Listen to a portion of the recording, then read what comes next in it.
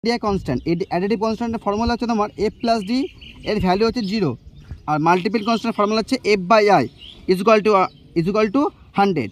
তো formula use করবো D equal to F by I into S plus F plus D.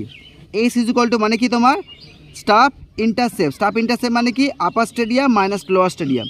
Upper stadium minus lower stadium মানেটা হচ্ছে তোমার যে কোনো টেলিস্কোপের ক্ষেত্রে যে অবজেক্ট গ্লাস থাকে, অবজেক্ট গ্লাসে 3টে স্টেডিয়া থাকে। ওপরটাকে বলে আপার স্টেডিয়া, মধ্যেখানটাকে বলে মিডিল স্টেডিয়া, আর এটাকে বলে তোমার লোয়ার স্টেডিয়া।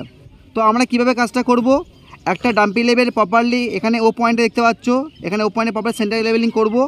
একটা A B C D 4টে staff থাকবে।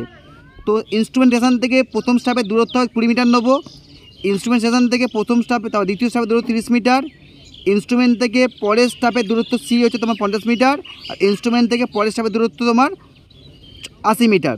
আমরা প্রথমে কি কাজ করব,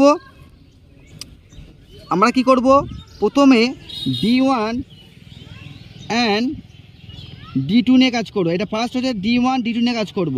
তো আবার কী কাজ করব, D2 এবং D3 নিয়ে কাজ করব।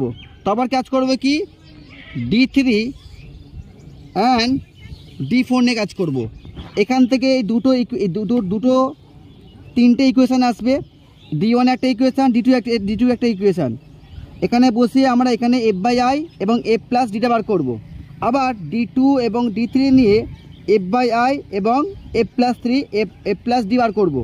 এবং D3 এবং D4 নিয়ে আবার এফ বাই আই এবং এফ প্লাস ডি বার করব।